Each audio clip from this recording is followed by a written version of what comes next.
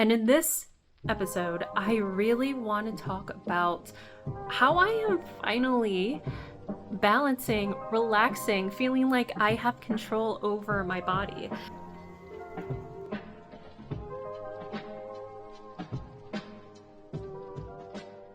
Hello, welcome back to my channel.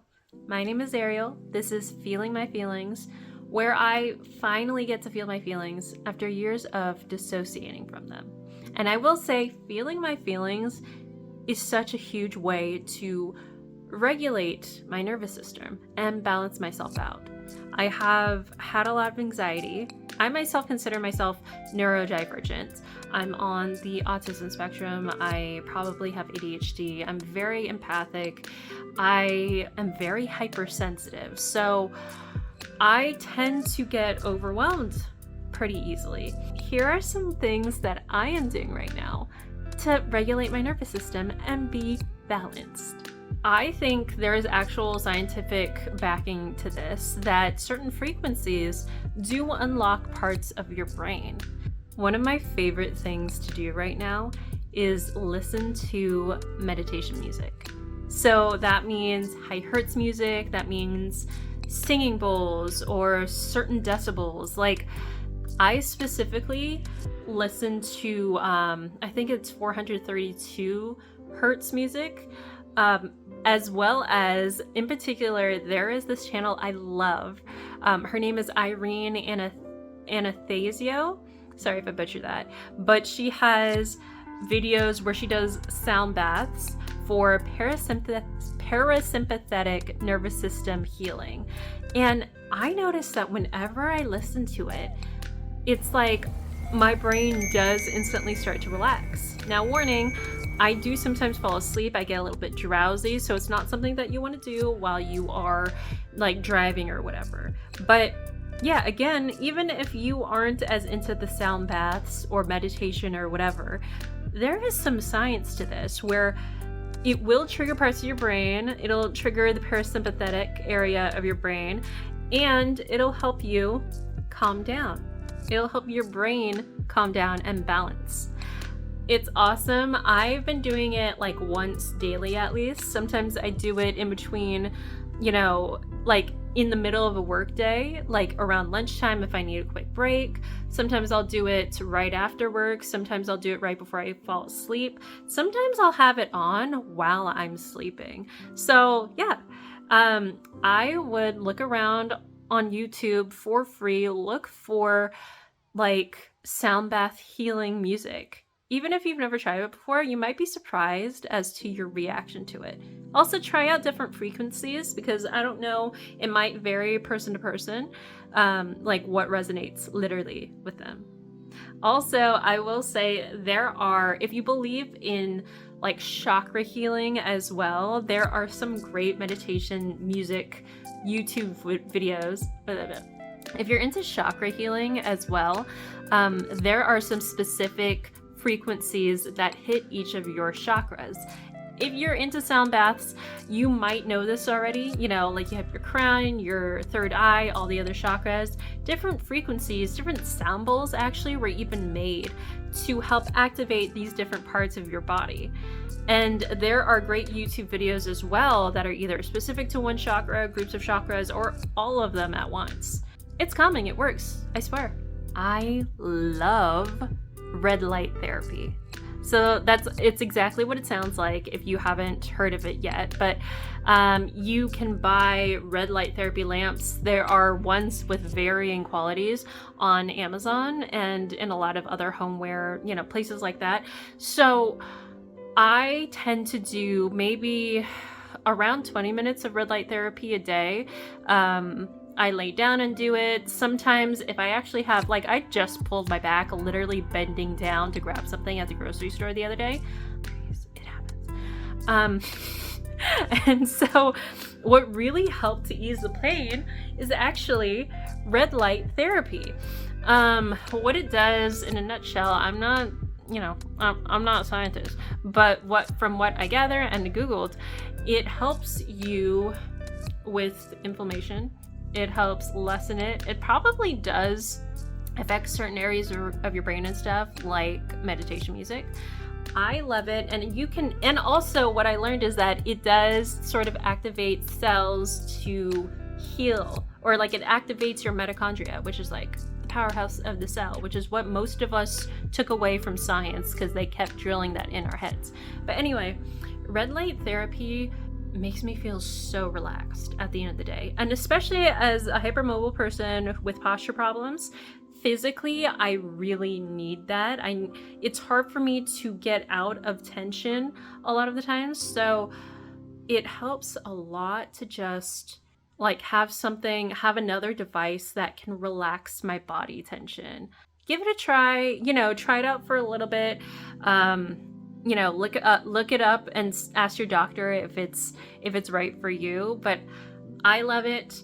You can even do it on your dog. I red light therapied my dog, and he started to calm down. It was crazy. You can even do it, at the same time as your meditation music. Awesome sound bath, personal sound bath experience, at home spa experience. It's lovely. So the next thing that I do that I'm starting to really love is being around groups of people with energies that are trying to heal. Being around intentionally healing people who want to raise their vibration. And so I am a major empath. I'm hypersensitive. I pick up on other people's energies a lot, and I take it on, and I'm learning my boundaries. And if you're watching this video, you're probably similar. So it can be very hard to not take on other people's energies, and you might be used to really draining people and energy vampires. So for me, it admittedly has been hard to go find that in person because of both, where do I find it? And also, I'm too shy to go to meetups or whatever. And so I intend on doing that soon. But what I'm doing right now is finding online groups and still being able to gather that energy, and being with them, their energy really does energize me. So even if it's just online, like in particular, I've joined the Aaron Dowdy Shift Academy school. I think right now he has a deal where it's like $27 a month or something like that. I'm not affiliated with him. If you want me to be Aaron, let me know. I'm a huge fan. You have helped me heal. Thank you, buddy. But it's awesome because he has started this online school where you get to jump on and do live or even pre-recorded group sessions. And even in the pre-recorded group sessions, you can still feel those people's energies. You still feel you can still kind of feed off of it. And it's just really good to surround yourself with people who are intentionally trying to do what you're trying to do. And that makes so much of a difference.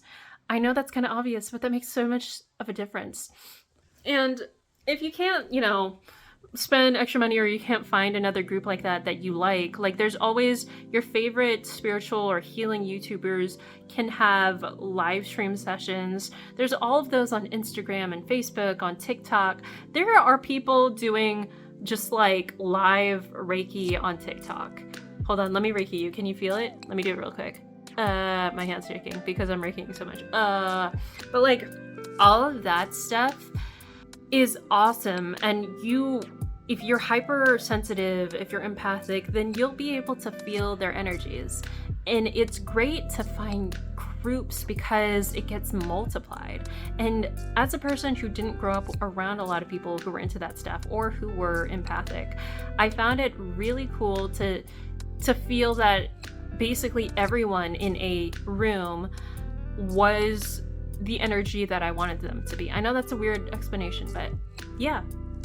Surround yourself and try to interact with people who are the vibration that you want to be around, even if it's just online. Very, very last thing. Be okay with when you are dysregulated and allow yourself to readjust and get back on track. I think the worst thing you can do when you don't feel regulated is continuously shaming yourself into becoming more balanced.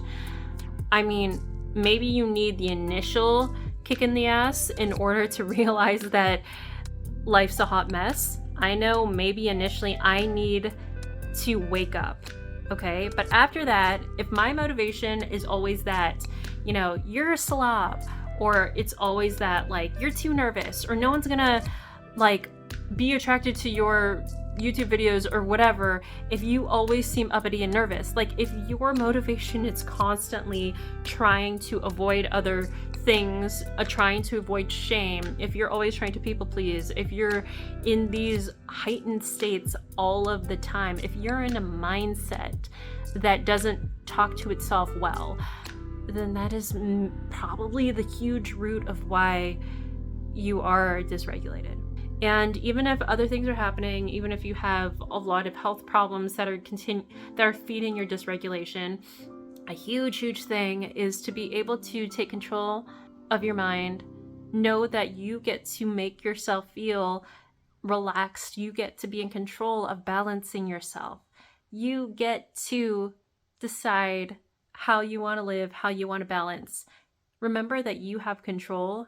Don't feel like you have to run around pleasing other people like a chicken with their head cut off. Like, you get to create a balanced life. It's up to you to do it. Believe that, and then go, you know, if it's not, get a planner, like at least, like, put alerts in your phone for certain things, like write things down, and just know that it might be hard to readjust, and it'll feel overwhelming because it's like, oh, I have to fix this way that I live my life. I have to fix this habit, or I'm not doing this right, or blah, blah, blah, blah. I know as a perfectionist that I always want to be working hard on everything.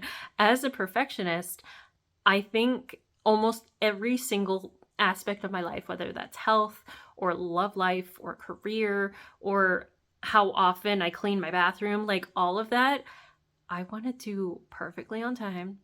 I want to do the best that I could be. I want everything to be in the best way that it could be. And that can fuck my brain. So, can fuck up my brain. So, in order to ease myself, I got to ease my mindset, to do less of the shaming, do less of the perfectionism and the uppity stuff, and to do more of the actual regulating work. Okay, well, go fucking relax, man. Okay, peace and love. Bye-bye. Do red light therapy, I swear. Okay.